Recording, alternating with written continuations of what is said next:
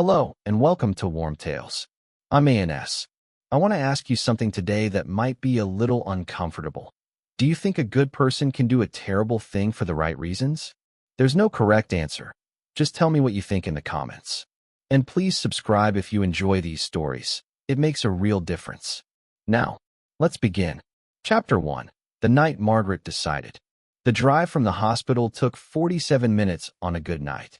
Margaret Ellison knew this because she had made it dozens of times over the past 2 years, sometimes at noon, sometimes at 3 in the morning, sometimes with her hands so steady on the wheel that she frightened herself with her own calm. Tonight was not a calm night. Tonight her hands shook, and she had to pull over twice on the 405 to breathe properly. And by the time she reached the house in Bel Air, she had convinced herself 3 separate times to turn around and go home. And 3 separate times she had kept driving. The house was large and white and lit from within the way expensive houses always are. That particular amber glow that says money without shouting it. There was a Porsche in the driveway. There was topiary shaped into careful spheres along the front walk. There were lights in the study window, which meant he was still awake, which meant she had not driven 47 minutes for nothing. She sat in her car for 4 minutes. She knew it was 4 minutes because she watched the clock. She had learned to watch clocks in the past 2 years because clocks were honest, and the people in her life had largely stopped being honest with her. Her name was Margaret Ellison. She was 53 years old. She was a retired schoolteacher who had spent 22 years teaching 7th grade English at Jefferson Middle School in Culver City, and the thing her former students most remembered about her was the way she listened, the complete, undistractable quality of her attention when a student spoke to her, as though what they were saying was the most important thing in the world. She had a son named Daniel. He was 26 years old. He was currently in the neurological unit at Cedars-Sinai, where he had been for 11 days following what his doctors described, with careful professional neutrality, as a catastrophic traumatic brain injury. The man in the house was named Victor Aldis. Victor Aldis was 61 years old. He was a partner at a mid-sized architecture firm in Century City. He was on the board of 2 charities. He drove a Porsche. He had been, for the past 3 years, the boyfriend of Daniel's girlfriend. No, not boyfriend. That was wrong. The other word. The word that Daniel's girlfriend, Caitlin, had sobbed into the phone when she called Margaret 11 days ago. He had been Caitlin's father. He had been doing this for 3 years. Daniel had found out 9 days before the accident. Daniel had confronted Caitlin. There had been a terrible argument. Daniel had driven away in his car at 11:30 at night in a state of complete devastation and driven into a concrete barrier on the Santa Monica Freeway at 62 miles per hour. The doctors said the damage was severe. They used words like persistent and vegetative and quality of life in arrangements that meant, your son is not coming back to you. Not in any way that matters. Margaret had hired a private investigator 4 days ago. It had cost her $800, and the investigator had told her things that she already suspected and several things she had not suspected, and one thing that had made her sit in her parked car outside the investigator's office for 22 minutes before she could drive. Victor Aldis had done this before. There had been another girl before Caitlin, a different girl, at a different college, 3 years earlier. That girl had not called the police. She had transferred schools. She had not pressed charges. She had, according to the investigator's careful and sympathetic phrasing, simply disappeared from her previous life and begun a new one elsewhere. The law had never touched Victor Aldis. The law did not appear likely to touch Victor Aldis. Margaret had spoken to a lawyer, a good one, a friend of a friend, who had explained to her, gently and thoroughly, why the evidence was complicated and the statute of limitations was a consideration, and the other girl would not testify, and Caitlin herself was in a state of profound psychological collapse and would not be able to withstand cross-examination, and these cases were difficult even in ideal circumstances. Margaret got out of the car. She had the pepper spray in her purse because she always carried pepper spray. She had the carving knife in her purse because she had put it there 2 hours ago. In her kitchen, standing at the counter with the overhead light buzzing and the refrigerator humming and the world continuing to function as though nothing had happened. She rang the doorbell. Victor Aldis answered the door himself, which surprised her slightly, because she had expected a housekeeper, and his surprise was evident. He had been expecting someone else, or no one. He was tall and well-groomed with silver hair and a particular quality of handsomeness that had probably been devastating 20 years ago and was still notable now. He was wearing a cashmere sweater. He had a glass of red wine. "Can I help you?" he said. "I'm Margaret Ellison," she said. Daniel Ellison's mother. She watched something move across his face. It was not guilt. It was something more calculated than guilt. It was the rapid assessment of a man who has survived difficult situations before and is evaluating this one. "I'm very sorry about Daniel," he said. "I've been meaning to reach out to the family. Perhaps now isn't the best. May I come in?" Margaret said. He let her in. She would think about this afterward, the fact that he let her in. It suggested a confidence in his own management of situations, a certainty that he could handle a grieving mother, talk her down, perhaps offer her something, send her home. He led her into the study. The wine bottle was on the desk. There were architectural drawings spread across a drafting table. Everything was comfortable and orderly and saturated in the amber light of expensive living. She did not plan what happened next. This was the most important thing she would think about in the days that followed. She had not planned it beyond arriving at the door. She had thought, in some vague way, that she would confront him, say what she knew, watch him deny it, feel the particular helpless fury of watching someone deny an undeniable thing. But he sat down behind his desk. He folded his hands, and he said, "I understand you must be looking for someone to blame." Something in Margaret Ellison went very quiet. "You're right," she said, and she reached into her purse. What followed was brief. She had no memory of deciding. She had memory only of the aftermath, of the room, of the silence that replaced sound, of standing in the amber light with her hands no longer shaking for the first time in 11 days. She cleaned what could be cleaned. She was methodical because she had always been methodical. 22 years of teaching had made her so. She found, somewhere in herself, a steadiness she had not expected to find. She drove home. The drive took 47 minutes. She did not pull over. She sat at her kitchen table until 4 in the morning, and she did not feel triumph, and she did not feel horror. She felt, more than anything, a kind of profound fatigue, the exhaustion of a person who has been carrying something very heavy for a very long time and has finally been allowed to set it down. Outside the window, the neighborhood was quiet. Somewhere distant, a dog was barking. The refrigerator hummed. She thought about Daniel. She thought about the particular way he had laughed as a boy, the absolute, helpless quality of it, the way his whole body had participated. She thought, "I would do it again." She thought, "God forgive me, I would do it again." And then she turned off the kitchen light and went upstairs to bed. Chapter 2. The Rumpled Man at the Door. The police came to Margaret's house the next afternoon. She had expected this. She had spent the morning preparing for it in the particular way she had prepared for difficult parent-teacher conferences in her former life, by deciding, very clearly, what she intended to say and what she intended not to say, and by making herself a cup of tea, and by sitting with it for a while. There were two of them initially, a uniformed officer and a young detective named Ramirez who was polite and professional and asked her the standard questions in the standard order. She answered them in the standard way. Yes, she knew Mr. Aldis. No, she had not seen him recently. Yes, it was a terrible thing. Ramirez left. She thought that would be the end of it for a day or two. An hour later, someone knocked again. The man at the door was short and rumpled in a way that seemed less like accident and more like a philosophical position. He wore a beige raincoat that had weathered many better days and was making the most of what remained of them. He had a cigar tucked in his breast pocket like a bookmark. His left eye had a slightly unfocused quality, and the combination of this with his general air of benign distraction created the impression of a man who had arrived at the wrong address and was too polite to mention it. "Mrs. Ellison? Sorry to bother you. My name is Columbo. I'm with the LAPD Homicide Division. Do you have a few minutes?" She had a few minutes. He came in, and she offered him coffee, which he accepted with a gratitude that seemed entirely genuine. The gratitude of a man who has been sustained by bad precinct coffee for decades and greets a good cup as a rare kindness. He looked around her living room with the mild, appreciating attention of someone visiting a friend's house for the first time.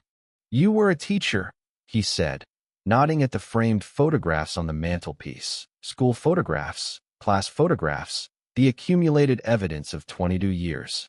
"Seventh grade English," she said. "Jefferson Middle School." "No kidding." He seemed genuinely pleased by this. "My wife's sister teaches. Sixth grade, up in Pasadena. I have tremendous respect for teachers, I really do. My kids gave their teachers a hard time, I'm not afraid to say it. Probably owed a lot of apologies that never got delivered. Most teachers don't expect apologies," Margaret said. "We appreciate them when they come, but we don't expect them." He smiled at this, a warm, slightly lopsided smile. That's a gracious way to put it. He looked at the coffee cup in his hands, seeming to organize his thoughts. "I understand you know Victor Aldis. Knew him, I mean. Sorry, that's the part of this job I never get comfortable with, the tense adjustment." "I knew who he was," Margaret said. "Through my son's relationship." Right. Your son Daniel." The warmth in his expression deepened into something that was not quite pity, something more careful than that, more respectful. "Mrs. Ellison, I want to say, I'm sorry about your son. That's a terrible thing. I have children of my own, and I can't imagine," he shook his head. "I just wanted to say that." Something in Margaret's chest compressed slightly. "Thank you," she said. "I'll try to make this as brief as possible." He produced a small notebook from somewhere in the folds of the raincoat, and then seemed unable to find a pen, and patted several pockets before discovering one. "Did you ever visit Mr. Aldis at his home? His residence in Bel Air?" "I'm not sure I knew his exact address," Margaret said. Sure, of course. He wrote something." "And your relationship with him, was it friendly? Unfriendly? You said you knew him through your son." "I met him once, at a social occasion. We weren't close." "Right." He nodded slowly, as though this confirmed something he had suspected. Then he looked up. "Mrs. Ellison, can I ask, what's your son's prognosis? If that's not too intrusive a question, you absolutely don't have to answer." "It's not intrusive," she said, which was not entirely true. "The doctors are cautiously optimistic about some minimal recovery of function, but the damage is extensive." "I see." He was quiet for a moment. The apartment was very still. "Mrs. Ellison, I want to be honest with you. I'm going to need to ask you some more questions at some point, and I'd rather not be coy about it. You were connected to the victim through a chain of circumstances that any investigator is going to need to examine. That's just process. I'm not suggesting anything." "I understand," Margaret said. He stood, finishing the last of the coffee. "That's a terrific cup of coffee, by the way. I mean that. My wife has been trying to get me to use one of those pour-over things and I resisted, but I'm starting to think she's right." "It's just a standard drip machine," Margaret said. He looked genuinely delighted. "You're kidding me." "Well, that says something about the coffee itself, then." He tucked the notebook away. He found his way to the door with the slightly meandering quality of a man who is never in a hurry. In the doorway, he turned. "Oh, just one more thing. Your son, Daniel, was he close to Mr. Aldis? I mean, did they spend time together socially?" "No," Margaret said. "Daniel had met him perhaps twice." "Twice. Okay." He nodded. "Thank you, Mrs. Ellison. I'll be in touch." He walked to his car, an improbable brown Peugeot that seemed to have been kept alive primarily through determination, and drove away.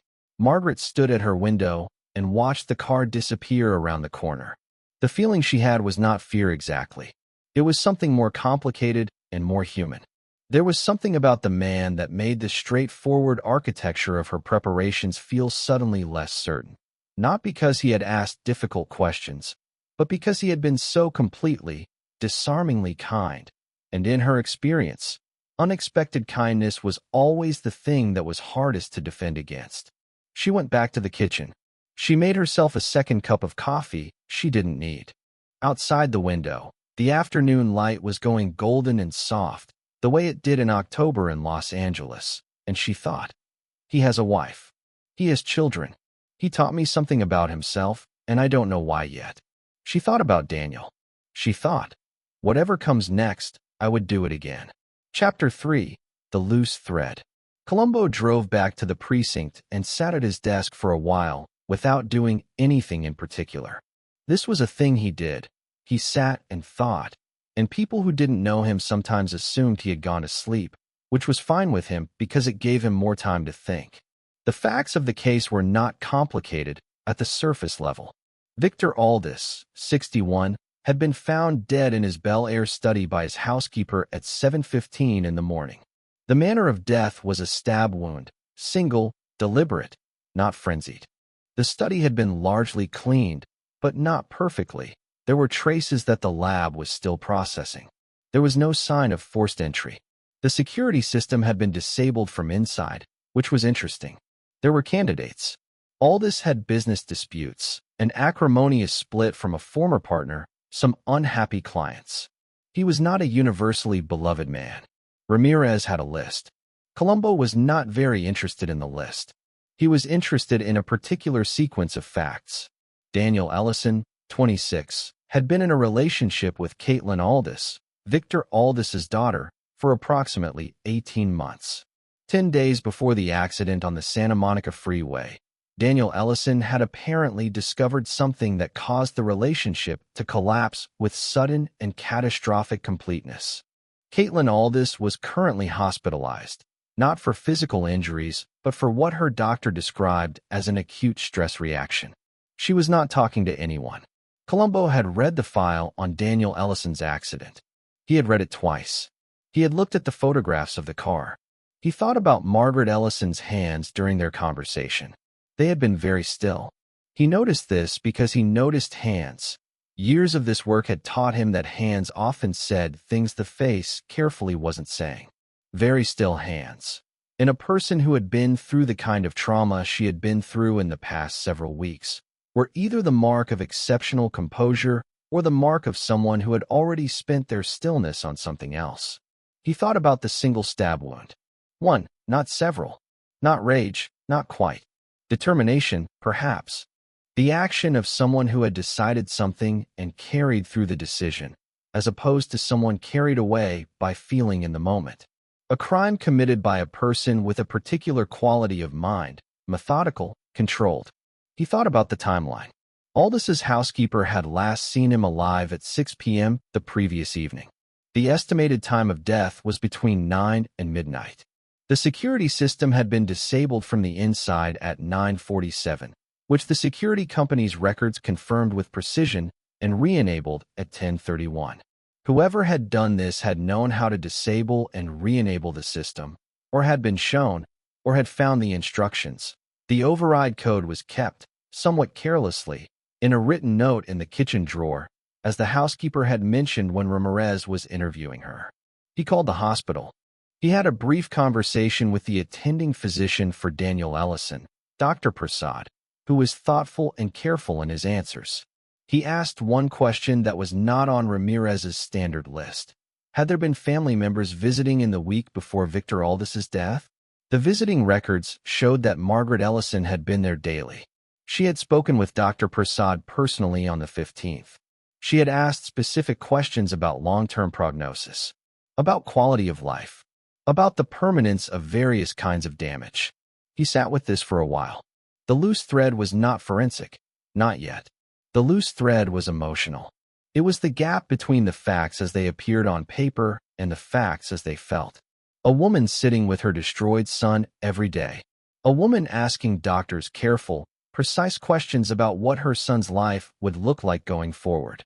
A woman in whose living room the grief was so present it had a weight to it, like a third person sitting quietly in the corner. And then there was this. How had Margaret Ellison behaved when he mentioned Victor Aldis's name? She had not flinched. She had not reacted at all.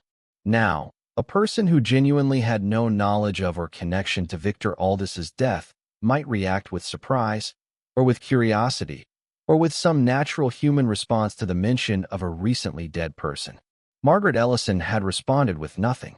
The absence of reaction was not the same as composure. The absence of reaction was the absence of reaction. He looked up Victor Aldis. Not the professional profile, the other things. The property records, the civil filings, the court documents. There weren't many, but the ones there were told a story that sat in his stomach heavily. There had been a civil suit 3 years ago. A family had filed and then withdrawn it within 4 months. The suit concerned Aldis's conduct toward a minor. It had been settled. The financial details were sealed, but the withdrawal of the suit and the speed of the settlement were readable enough. He was careful about this part of his thinking. He was a cop, and he believed in evidence, and he believed in process. But he was also a man who had been doing this job for a long time, and he knew what a withdrawal and settlement in this context meant. And it sat in his stomach, and he let it sit there. He thought about Daniel Ellison, 26 years old, in a hospital bed. He thought about what Daniel had apparently found out 10 days before the accident. He thought about Caitlin Aldis, hospitalized not for physical injuries, but for acute stress. He thought about Margaret Ellison's still hands. He put on his raincoat. He went back out to the car. He drove for a while without a specific destination, and then, without having decided to, he found himself driving past Cedars-Sinai and sitting in the parking lot for a few minutes, looking at the building. He was not a sentimental man by nature, but he sat there for a while. He thought, I know who did this. He thought, now I have to prove it. He thought, I really, genuinely wish I didn't have to. He started the car. He drove back toward the precinct. Somewhere in the intersection of what was legally required of him and what he felt in the human part of himself that existed before and beneath the badge, he was aware of a specific kind of sadness. Not new, but always uncomfortable. The sadness of a man who believes in the law entirely and also believes in people and is periodically required to watch those two beliefs grind against each other like tectonic plates. He drove. The city slid past the windows. The afternoon was very bright and very warm for October, and the topiary outside the houses along Wilshire was perfectly, absurdly shaped, and the world continued turning on its axis with the gorgeous, indifferent persistence it had maintained through every terrible and beautiful thing that had ever happened inside it. He had work to do. Chapter 4, The Return. He came back on a Thursday, 4 days later. It was late morning and Margaret had just returned from the hospital. She went every day, sometimes twice, and was still in her coat when the doorbell rang. She saw him through the small window beside the door before she opened it, and she thought, of course it's him. Mrs. Ellison, sorry again for the intrusion. I know you've had a lot going on. How's your son doing today? Is there any news? She took her coat off. She invited him in. She made coffee again. Partly because the ritual of it helped her, and partly because she had intuited that it helped him too, that the cup of something warm in hand was part of how he made people comfortable enough to say more than they intended. There's some response to stimulus in his left side, she said. The doctors say it's too early to draw conclusions. That's something, Columbo said, and he said it the way people said things when they genuinely meant them, not the way people said things to be kind. That's really something, Mrs. Ellison. They sat in the living room. He had the notebook again, but barely opened it. The conversation had a different quality today, slower, more meandering, less like an interview, and more like a visit. He asked her about her teaching career. She found herself talking about it with the unself-conscious pleasure of someone discussing a subject they genuinely love, and she caught herself mid-sentence and thought, this is what he does, and kept talking anyway because she couldn't quite stop. 22 years, he said. That's a commitment. What made you stay with 7th grade? A lot of teachers find that age challenging. That age is challenging, she said. They're right in the middle of becoming themselves, and they don't know it yet. I always found that more interesting than difficult. He nodded slowly. My wife says something like that. She says the interesting people are always the ones in the middle of figuring something out. He looked at the coffee cup. Mr. Aldis, can I ask you about him? Not in any official way. I'm just trying to understand the man. When you met him, at that social occasion, what was your impression? Margaret considered this. He was charming, she said, which was true. The kind of charming that takes work to produce. Manufactured charming, Columbo said, nodding as though she had confirmed something. He talked very easily. He filled a room. He was clearly accustomed to being impressive. Was he kind? With your son and his daughter. Did he seem like an attentive father? The question landed carefully, and Margaret received it carefully. I wouldn't have had much basis to judge, she said. I saw him briefly at a dinner. He was attentive to his appearance. He was attentive to how he was being perceived. That's a distinction, Columbo observed, between being attentive to the people and being attentive to how you're being perceived. Yes, Margaret said. I suppose it is. He was quiet for a moment. He turned the coffee cup in his hands. Daniel and his daughter, Caitlin, how long were they together? About 18 months. Were they happy? I mean, from what you saw? Something in the question required careful navigation. I thought they were, she said. Daniel thought he was. A pause. He found out something that changed his understanding of the relationship. Quite drastically. Columbo looked at her. Do you know what he found out? Not specifically, she said, which was true in the most technical sense. He nodded again. He seemed to be looking at the mantelpiece photographs. Mrs. Ellison, he said, and his voice was even gentler than it had been. These photographs. Your son. What was he like? As a boy? As a person? She had not expected this. She had prepared for harder questions than this one, and this one was the one that caught her. The simple human question about her son as a person, as a boy. The question that required her to think of him in the full and specific reality of who he was. He was funny, she said. He was genuinely, surprisingly funny. He could make me laugh in situations where I was trying very hard not to laugh. He was kind to animals, and to old people, and to anyone who seemed to be having a harder time than they should be. He studied philosophy at UCLA, which surprised me, because as a boy he was more interested in how things worked mechanically than conceptually. He wanted to understand why people chose to behave the way they did. She stopped. Her voice had gone slightly unsteady, and she steadied it. He is a good person, Lieutenant. Columbo was very still. He sounds like a wonderful person, he said. Present tense. She noticed that he had used the present tense, and the deliberateness of it was not lost on her. He stood. He found his way to the door with the same gentle, unhurried wandering. In the doorway, he turned. He had a slightly reluctant quality, as though he would rather not say what he was about to say. Just one more thing, Mrs. Ellison. He seemed to choose his words carefully. Your relationship with Daniel. You and he, you were close? I mean, you talked about things? His life, his concerns? Very close, she said. He called me every few days. Did he call you in the week before the accident? About anything he was going through at that time? A pause. One breath. He called me the night before the accident, she said. He was upset. He didn't tell me specifically why. He said he had found out something he couldn't unknow, and that he didn't know what to do with it. Something he couldn't unknow, Columbo repeated softly. Did you try to find out what? I did, Margaret said. He said he would tell me when he'd figured out what he was going to do. And then the next night. She stopped. Columbo looked at her for a long moment. His expression was not the expression of a man processing information. It was the expression of a man sitting with something heavy and not finding it comfortable and not pretending to. Thank you, Mrs. Ellison, he said. I know these conversations are hard. I appreciate your time. He walked to the car. She watched him go. He sat in the Peugeot for a moment before starting it. She could see him through the windshield, sitting there, not moving, and then he drove away. She closed the door. She stood in her hallway for a while. The house was very quiet. She thought, he already knows. She was not panicked by the thought. She was something more interesting than panicked. She was aware, for the first time in 2 weeks, of a feeling that was not exactly conscience, but was adjacent to it.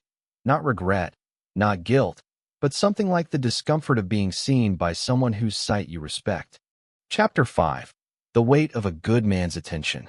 There is a particular kind of suffering that does not come from guilt. Guilt is about what you've done.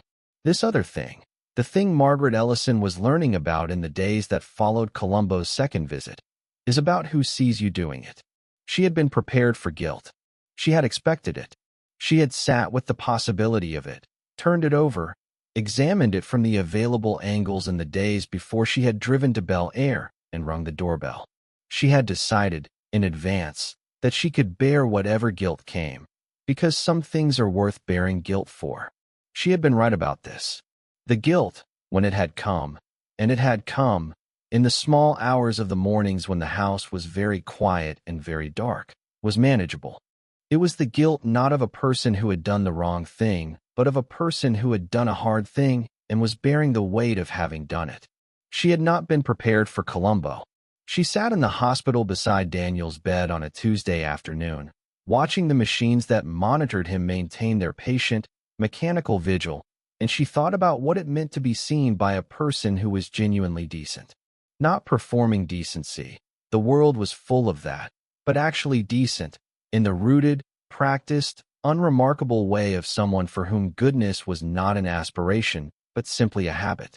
She had taught enough children to know the difference.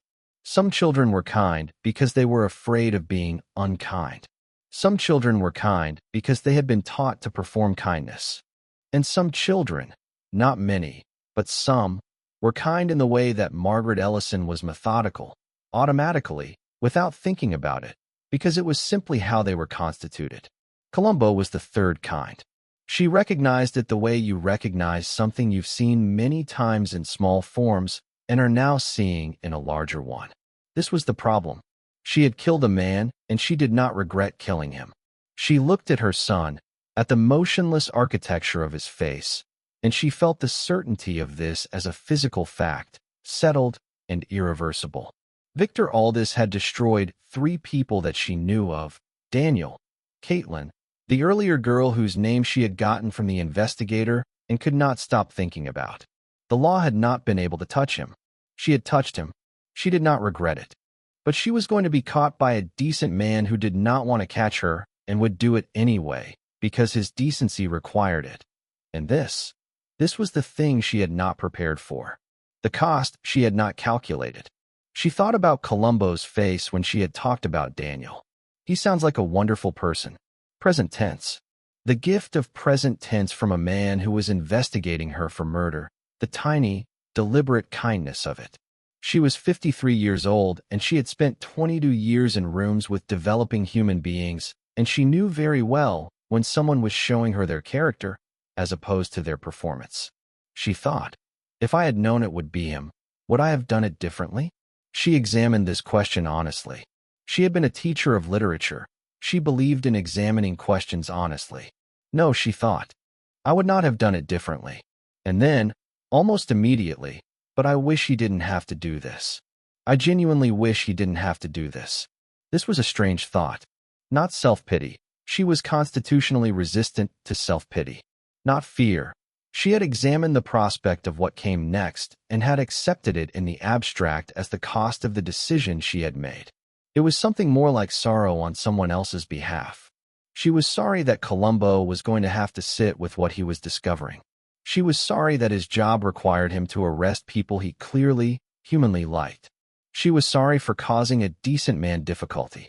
She sat with Daniel's hand in hers. She held his hand every visit, because the doctors said response to touch was possible even when no other response was visible, and she found she needed to hold it regardless of what the doctors said. She thought about what came next. She had not yet called a lawyer beyond the initial consultation about pursuing civil action against Aldis. She had not gotten that far. The arrest felt like it was still in some indeterminate future. She thought she should probably call a lawyer. She thought she should probably prepare. She thought about Columbo sitting in his car outside the hospital and not moving for a moment before driving away. She thought, he sat with it. He knew and he sat with it. She thought, that's what decent people do. They don't look away from the hard things. They sit with them. She looked at her son's face. She sat with it. Chapter 6. What Columbo found in Pasadena. It was a Saturday when Columbo drove out to Pasadena. He did not mention to anyone at the precinct that he was going. Not because he was secretive, but because what he was doing existed in a complicated space between official investigation and something more personal, and he needed to make that distinction for himself before he made it for anyone else. The person he was going to see was named Janet Rourke. She was 31 years old. She had been a student at USC 5 years ago, studying urban planning. She was now working for a nonprofit in Pasadena that did housing advocacy work. She was currently a project manager with, by all accounts, a competent and quietly respected professional life. She had a studio apartment in a pleasant neighborhood near the Huntington Garden, and she had not changed her phone number, which was how Columbo had reached her. She had agreed to see him with a wariness that was entirely understandable and a resignation that he found, in itself, telling. The resignation of someone who has been waiting for a thing to become official for a long time. She offered him nothing to drink. She sat across from him at her kitchen table with her arms folded and her expression careful, and he did not think less of her for any of this. He showed her his badge. He told her he was investigating the death of Victor Aldis. He watched something in her face shift. It was not grief. He had not expected grief. It was something more complicated, a lifting, perhaps, of a specific kind of weight, which told him before she said a word what he had come to confirm. "I heard," she said. "I saw it on the news." "Did you have a reaction?" he said. "Yes," she said. She did not elaborate. He asked her gently, carefully, whether she was willing to tell him about her time at USC. He told her she did not have to. He told her that nothing she said would be used against her, that he was not here in that capacity. He told her that he understood if she chose not to say anything. She was quiet for a long time. Her hands were folded on the table. He waited. "He was a guest lecturer," she said finally. "He came twice. He was impressive." He was a pause. "He was very good at being impressive." "I've heard that," Columbo said quietly. What she told him over the next 40 minutes he received without interruption and without expression change and without writing anything down, which was a choice. Some conversations were not for notebooks. He sat and he listened in the way that Margaret Ellison sat and listened, the way that good teachers do and good investigators do, with the whole of his attention and nothing held back. When she finished, he said, "I'm sorry. I'm very sorry that this happened to you.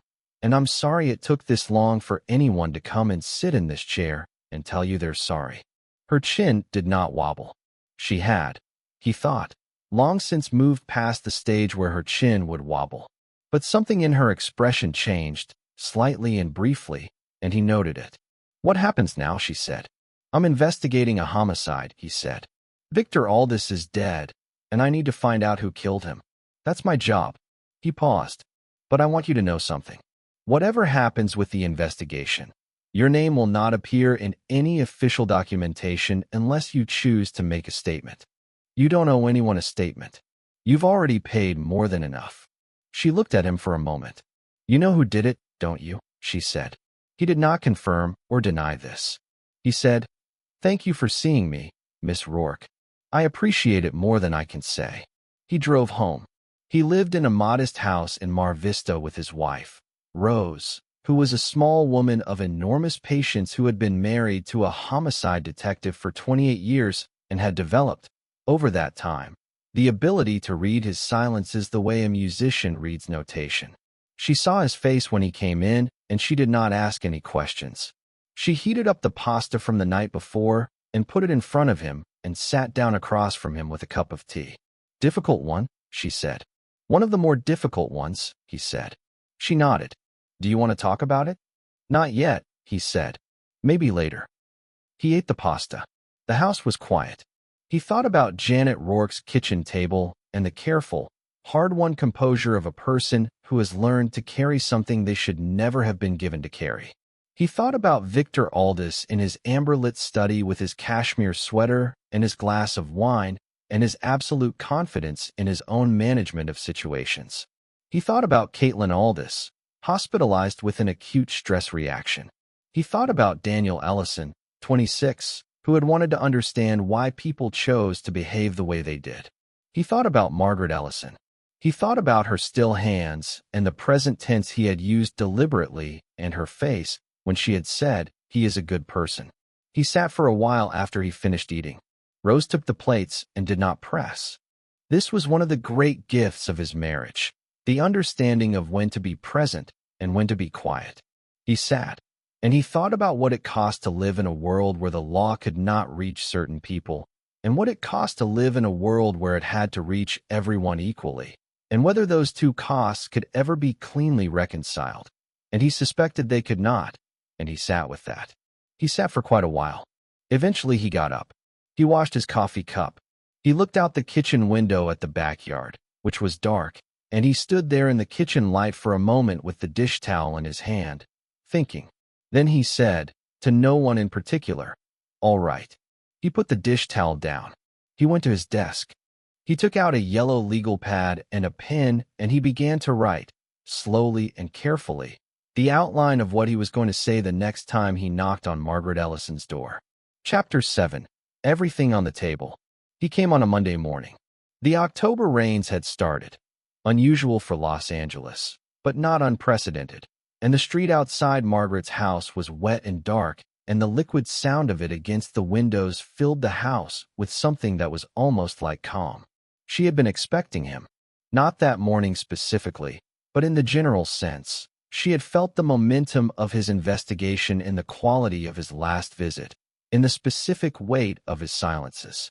She had, over the weekend, sat down with her thoughts and arranged them the way she used to arrange difficult conversations with difficult parents, clearly, honestly, without unnecessary defense. She opened the door before he knocked. He was on the step with his raincoat already soaked and his hair damp, and a small brown paper bag that turned out to contain 2 pastries from a bakery she didn't know. "My wife insists I not show up at people's houses empty-handed," he said. "She's right. She's usually right." She let him in. They sat. He put the pastries on the coffee table. Neither of them ate them. The rain spoke quietly against the window. "Mrs. Ellison," he said. He had the notebook, but it was closed in his hand, not open. "I want to have an honest conversation with you today. I don't want to." He paused, organized himself. "I'm not going to pretend that this is a routine follow-up.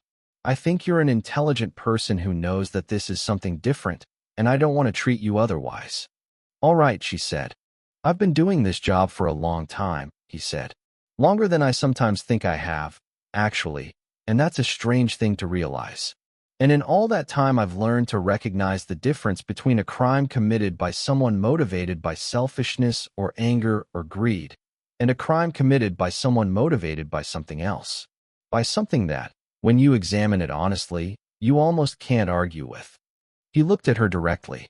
"I believe you know what I'm talking about." "I think I might," Margaret said. "I'm going to tell you what I know," he said. "Not everything I can prove yet, but what I know. And then I want to hear what you want to say. Not what you've prepared to say, what you actually want to say." A pause. "Can we do that?" She looked at him for a moment. His expression was, she had been trying to find the right word for it for the past 10 days, and she had not found it, and she found it now. Sorry. He looked genuinely sorry. Not for what she had done, for what he was doing. "Yes," she said. He told her, methodically and quietly, what he knew. He did not reveal the technical forensics. Some of what he said was inferential. She understood that. He was choosing what to put on the table. He told her about the timeline. He told her about the security system records. He told her about the things she had said in their conversations. Something he couldn't unknow. The way she had not reacted when he first mentioned Aldous' name, the still hands, and she listened to herself described with the dispassionate clarity of an investigator's mind, and she found it, strangely, almost comforting. To be seen accurately was its own kind of relief. He paused. He looked at his notebook. He closed it again. He said, "I went to Pasadena. I spoke to a young woman named Janet Rourke." Margaret was very still. "I understand now," he said, "what Victor Aldous was. I understood the general shape of it before, from the civil filing, from the pattern of the settlement. But speaking to Miss Rourke..." He stopped. He was quiet for a moment. "I understand everything now. The whole of it. The rain against the window. The still room. The 2 pastries on the coffee table, untouched. I also want you to know," he said, "that in my conversations with Caitlin Aldous' doctors, she is getting care. She is going to be all right in time. She is going to need a great deal of time, but she is going to be all right." Margaret had not known this. She felt something she could not quite name pass through her. Not relief, It was more complicated than relief. And Daniel, Columbo said. Daniel had a response to voice stimulus this morning, according to the attending nurse I spoke with. She said his mother had been in and read to him, and he stopped. His voice had gone very slightly different, and he steadied it, the same way Margaret had steadied hers when she talked about her son. She said there was a response. I know, Margaret said softly. I was there. They sat in the rain sound for a moment. Mrs. Ellison, he said, and now she understood why the notebook had remained closed. This was not an interview, and he had known from the beginning of the morning that it was not going to be an interview. I want to ask you something, and I want you to know that I'm asking it as a person and not as a cop. Why that night? Why did you decide on that specific night? She had thought about how to answer this, and what she had decided was that she would answer it truthfully, because he had earned a true answer. His lawyer had advised him that morning, she said. I found out through someone who knew the firm. He was going to move. Not immediately, within the month. International relocation. Buenos Aires, I believe. A pause. He had done this before. He had moved before, after the settlement. A year in Europe, and then he came back when it was quiet. She looked at her hands. There was not going to be another opportunity. The law was not going to provide one. Columbo was quiet for a long time. He turned the closed notebook in his hands. I see, he said. Do you believe me? She said. He looked up at her. Yes, he said. I believe you. He was quiet again. Then, Mrs. Ellison. He stood, slowly. He put the notebook in his coat pocket. He looked at her with an expression that she would carry with her for the rest of her life. Not pity, not approval, not judgment. Something that was all three of those things and none of them. Something that could only be called human. I'm going to need you to come with me. She had known this was coming. She had known it for some time. She stood. Can I make a phone call first? She said. I'd like to call the hospital. I'd like to make sure someone's arranged to visit Daniel this afternoon. Of course, Columbo said. He stepped back. He looked out the window at the rain. He gave her as much time as she needed. She made the call. She arranged for her neighbor, a retired woman named Gloria who had known Daniel since he was small, to go that afternoon and read to him. She specified the book, To Kill a Mockingbird, which Daniel had loved at 12 and which she had brought to the hospital in her bag because she believed, without clinical evidence, but with 22 years of professional experience with developing human minds, that he could hear it. She put her phone in her pocket. She looked at Columbo, who had waited with his hands in his raincoat pockets and his expression quietly contained. I'm ready, she said. He nodded. He opened the door for her. They walked out into the rain together. Chapter 8. The Cost of a Law That Applies to Everyone. They sat in a small room at the precinct, not an interrogation room, something more ordinary, with a table and chairs and a window that looked onto an interior courtyard where a young detective was having a loud phone conversation she appeared to be losing. Coffee appeared, without being requested, brought by someone who seemed to be doing it as a personal service to Columbo rather than an official procedure. The coffee was adequate. Margaret had waived, at least temporarily, the right to have an attorney present for this conversation, not because she did not understand the right, but because she had decided that she wanted to tell this particular story to this particular man in her own words, before anyone's professional instincts shaped it into something more manageable. She told him. She told him everything, in the order that it had happened and in the emotional terms in which she had experienced it. She told him about the call from Caitlin, 11 days after Daniel's accident, when the full picture of what all this had done had emerged through Caitlin's anguished, fragmented confession. She told him about the private investigator and what he had found. She told him about the lawyer's careful explanation of the legal obstacles. She told him about the morning she had found out about the Buenos Aires plans. She told him about standing at her kitchen counter with the overhead light buzzing. She told him about the drive. Columbo listened. He did not write anything down. He held his coffee cup and he listened, and he did not look away from her, and he did not interrupt. And there was something about the quality of his listening that reminded her, painfully and precisely, of the quality she had aspired to in her own classroom, the thing that made the listening itself feel like a form of respect. When she finished, she said, I don't know if any of that is legally meaningful. I imagine it isn't. It's meaningful to me, he said. As a person. They were quiet. The detective in the courtyard had apparently resolved her phone call. The courtyard was now empty. Lieutenant, Margaret said, can I ask you something? Of course. Do you think I did the right thing? He looked at her for a long moment. She could see him thinking about this, actually thinking about it, not preparing a diplomatic evasion. This was one of the things she had come to understand about him in the course of these weeks. He did not evade. He might be slow, he might be circuitous, but he was not dishonest. I think, he said carefully, that you did something that I understand. That I understand better than I would like to understand it. I think that Victor Aldis did things that were terrible and irremediable, and that the systems that should have stopped him failed comprehensively. A pause. And I think that the law, which I have served my entire professional life and which I believe in, is not a perfect instrument. It wasn't built by perfect people. It doesn't always reach the people it should reach. And sometimes, he stopped. He looked at the table. Sometimes that failure is catastrophic. And still, she said. And still, he said. He met her eyes. I cannot. I am genuinely incapable of being the person who decides that the law applies to some people and not to others based on whether I find their reasons sufficiently compelling. Because that person, the person who makes that decision, I've met that person in other contexts. And it doesn't end at Victor Aldis. The moment I let it in there, I've decided I can let it end wherever I think it should. He paused. The law applies to everyone, he said, or it applies to no one. And I believe that. I believe it the way I believe in very few things. And it costs me something to believe it right now, in this room, with you. It costs me something specific and real. He said this plainly, without drama. I wanted you to know that. Margaret looked at him for a long time. I know that, she said. I've known it since the first time you came to my house. A pause. It's one of the reasons I'm sitting here now.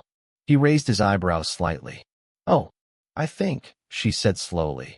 If you had been a different kind of person, if I had believed you were simply doing your job mechanically, without feeling the cost of it, I think I might have fought this differently.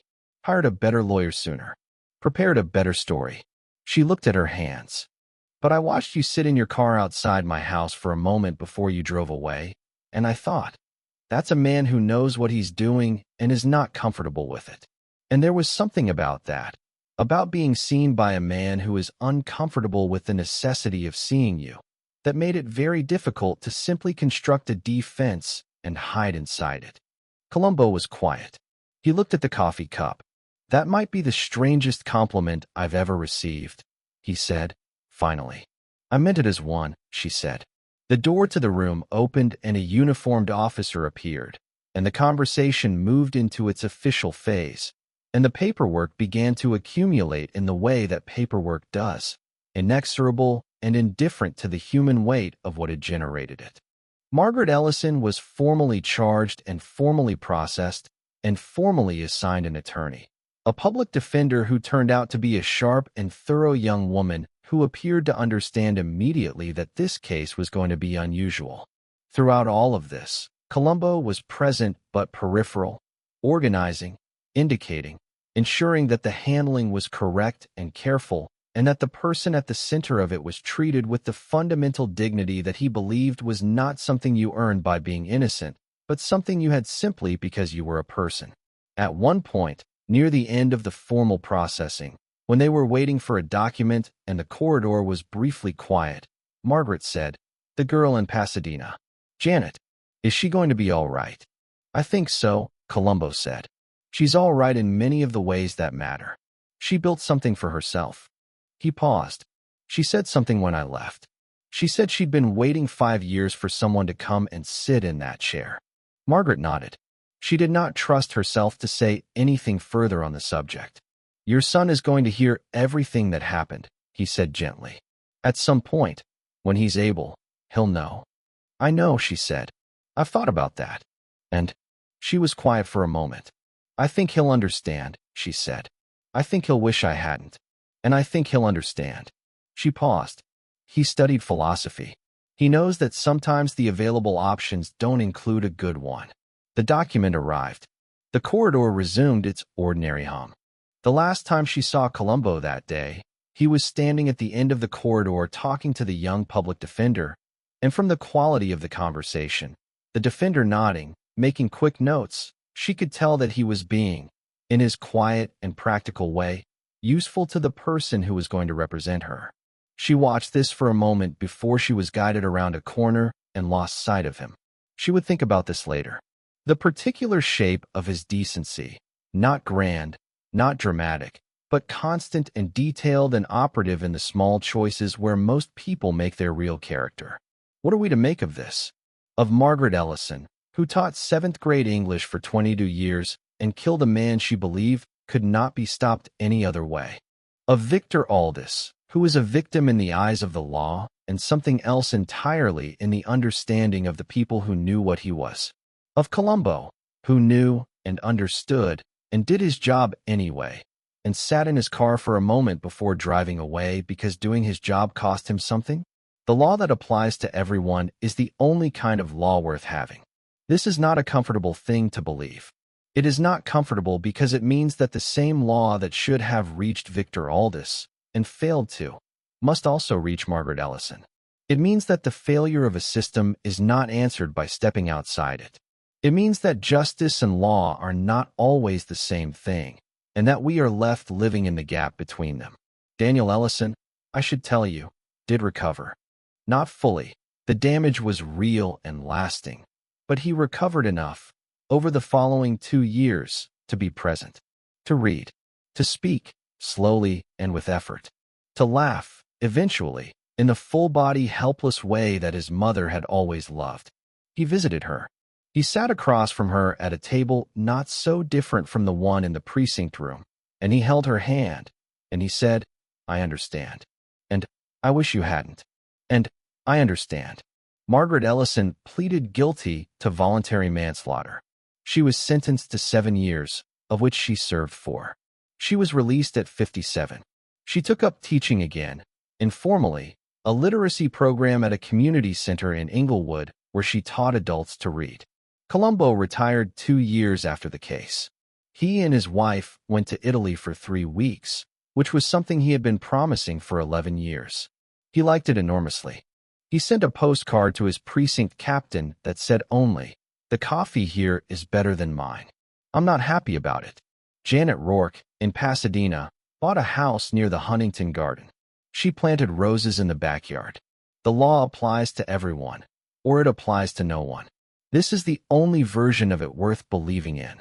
And it costs, sometimes, in specific and real ways, something that the people who enforce it feel as a weight in the chest and a moment of stillness in a parked car before driving away. Columbo drove away. That's the job. And that, I think, is the whole of it, or as much of it as we're going to get. Thank you for listening to Warm Tales. I'm ANS. I hope that question I asked at the beginning is still sitting with you. It's still sitting with me. If you enjoyed this story, please subscribe. Leave a comment if you want. Tell me what you think. These stories exist because you listen to them. And I'll see you next time.